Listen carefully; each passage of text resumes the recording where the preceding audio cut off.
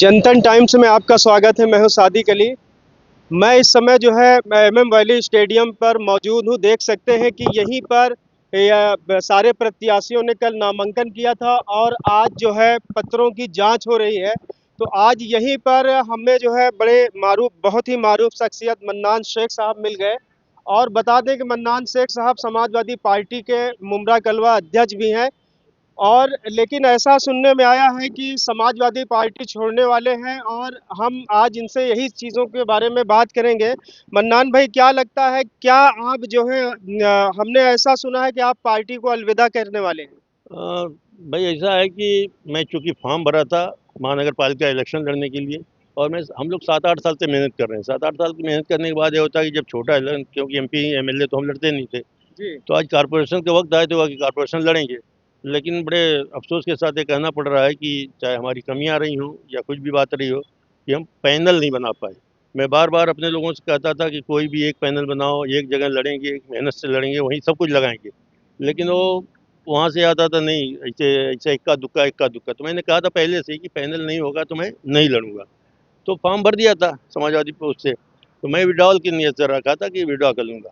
लेकिन कल अचानक जो है मुझे तकरीबन 2:30 बजे जी। 2:30 बजे मुझे एमआईएम के यहाँ के जो अध्यक्ष हैं सैफ पठान, जी। उनका मैसेज आया, फ़ोन आया कि मतलब ये ऐसा ऐसा है, हमारे यहाँ जगह है, अगर आप चाहें तो मैं एमआईएम से कर लें। तो फिर मैं सोचा 15 मिनट, 10-15 मिनट सोचा, अपने एक आध वरिष्ठ से बात भी किया। तो लोगों ने कहा भाई आपका मैटर है, हम लोग क्या बोलते हैं, आपको जो अच्छा लगे करें। तो मैं बोला मैं एक वसूली आदमी हूँ, मैं वसूल परस्त आदमी हूँ, मुझे थोड़ा सा अटपटा लग रहा है, लेकिन अब क्या करें, इलेक्शन लड़ना अकेले तो लड़ नहीं सकते। तो उसी वक्त मैंने हामी भर दी कि ठीक है मैं लड़ूंगा। तो आज मैंने जो है कल B form A B form उसका मुझे मिल गया था 2:30 बजे, तो वहाँ भर दिया। तो आज जो है एमआईएम में मैं दाखिल हो गया और मैं आपके माध्यम से समाजवादी पार्टी से इस्तीफा दे रहा हूँ। और मैं एक बात और आपको एक बात बताऊँ कि मन्नान भाई, मैं आपको कई वर्षों से जानता हूं और आपने समाजवादी पार्टी को यहाँ खड़ा करने में काफ़ी जो है योगदान दिया और कई सालों से आप जो है समाजवादी पार्टी के लिए काम भी कर रहे हैं। लेकिन मन्नान भाई, ऐसा क्या हुआ कि आप अध्यक्ष होते हुए आपने पैनल भी नहीं बना पाए या आपकी बात पार्टी में सुनी नहीं गई?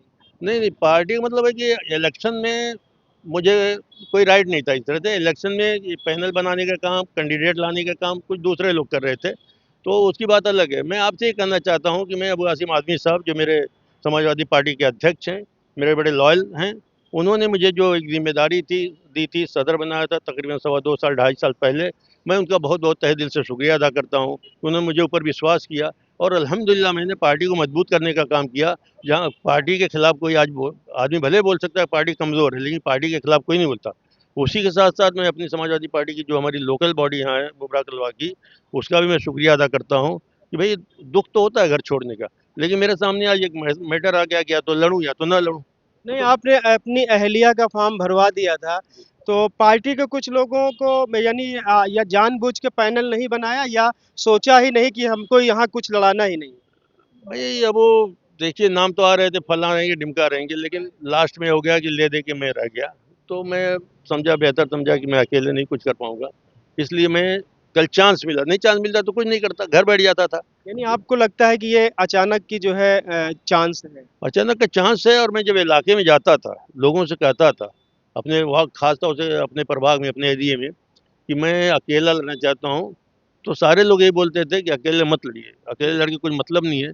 अगर आपको चांस मिलता है किसी भी पार्टी में, ख़ास तौर से अगर एमआईएम में मिलता है, लोगों का रुझान था कि एमआईएम में मिलता है तो आप चांस ले लीजिए। तो ये अल्लाह की तरफ से करिश्मा है, मेरी कोई मेहनत नहीं, अल्लाह की तरफ से एक चांस मिल गया इसमें। और अभी तो मुझे आपका पैनल जो है ये प्रभाग 30 में जहाँ से आपकी वाइफ ने फॉर्म भरा है, वो तो बड़ा सशक्त पैनल अब हो जाएगा क्योंकि आप एक बड़े नेता भी हैं। समाजवादी पार्टी को आप इस्तीफा भी दे रहे हो, छोड़ के आ रहे हो। दूसरी चीज़ें वहाँ चचा भतीजे का भी टक्कर है, शोएब डोंगरे और सिराज डोंगरे का। और अभी उन्होंने भी पार्टी को अलविदा कर दिया। यूनुस शेख ने, शहर शेख भी इसी प्रभाग से लड़ रही, नफीस अंसारी भी एनसीपी को छोड़ दिया है और वो भी एमआईएम में शामिल हो रहे हैं।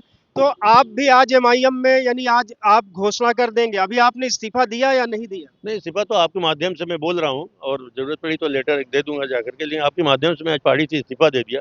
क्योंकि जब मेरी मिसेज ने वहाँ से बी फॉर्म ले लिया है, तो मेरा अब समाजवादी में रह करके, क्योंकि लोगों को एक शंका की नज़र से मुझे देखेंगे। और ये लोग भी देंगे, इसलिए मुझे अभी उनका काम करना पड़ेगा मेरी मैसेज का एमआईएम के थ्रू। और एमआईएम की हवा चल रही है, एमआईएम की आपने जिसे बताया बड़ा ज़बरदस्त यहाँ का पैनल हो गया। और इंशाल्लाह मुझे उम्मीद है कि पूरा पैनल जीतेगा 30 नंबर का कम से कम। पूरे मुबरा का साहब तो जो हालत है, लेकिन 30 नंबर के बारे में जो मैंने अंदर से खबर निकाली है कि 30 नंबर पूरा पैनल जीतेगा एमआईएम का। मन्नान शेख साहब, आप राजनीति के बहुत ही माने जाने खिलाड़ी हैं। आपको इस बार जो है क्या लग रहा है कि यहाँ पे प्रभाग 30 में त्रिकोणीय लड़ाई होने वाली है?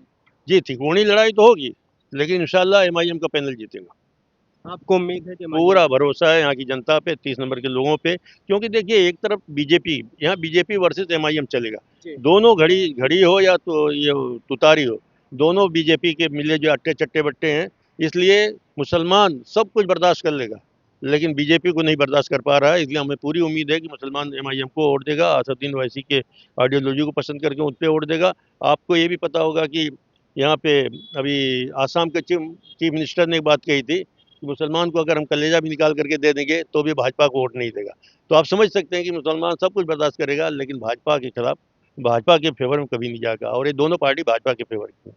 तो ये मन्नान शेख थे, और एमआईएम का जो बी फॉर्म था उसको कल ही सबमिट कर दिया था। आज ये अधिकृत रूप से एमआईएम के प्रत्याशी हैं, और अधिकृत रूप से इनकी वाइफ जो है, इनकी मिसेस जो है प्रत्याशी हैं।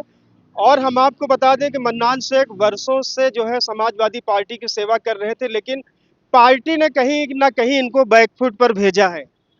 नहीं, ऐसा नहीं है, पार्टी ने भेजा। कुछ लोग भले कुछ सोच सकते हैं।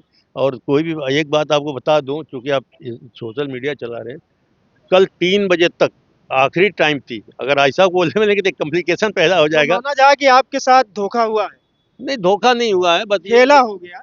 एक खेला खेला हो सकता है, लेकिन धोखा नहीं हुआ। इसलिए कि जब हम पैनल नहीं बना पाए, उसमें मैं भी कहीं न कहीं मैं बार-बार यानी बोलता। आप जान रहे थे, आप पहले ही सतर्क हो गए कि कुछ न कुछ खेल होने वाला है। नहीं, मैं पहले ही बोल दिया कि बार-बार बोला कि पैनल अगर नहीं बनेगा तो मैं इलेक्शन नहीं लड़ूँगा। पार्टी छोड़ने की बात नहीं था, लेकिन मैंने बार-बार कहा कि पैनल पूरा नहीं बनाएँगे तो मैं इलेक्शन नहीं लड़ूँगा। अब मुझे पसंद तो नहीं है। मन्नान शेख साहब, आपने हमसे बात किया, बहुत बहुत शुक्रिया। और हम चुनाव में आपसे बात करेंगे, और जैसे आपने बताया कि इस बार त्रिकोणीय लड़ाई होगी, तो हम इसको भी आप लोगों को दिखाएंगे। और ऐसे ही हम और भी लोगों से बात करेंगे जो एमआईएम के लोग लड़ रहे हो, या समाजवादी से लड़ रहे हो, या जो भी पार्टी से, एनसीपी, राष्ट्रवादी, जो जिससे भी लड़ रहे हो, सभी नेताओं से हम बात करेंगे और आपको दिखाएंगे। तो आप देखते रहिए जनतन टाइम्स, और हमारे चैनल को सब्सक्राइब करें।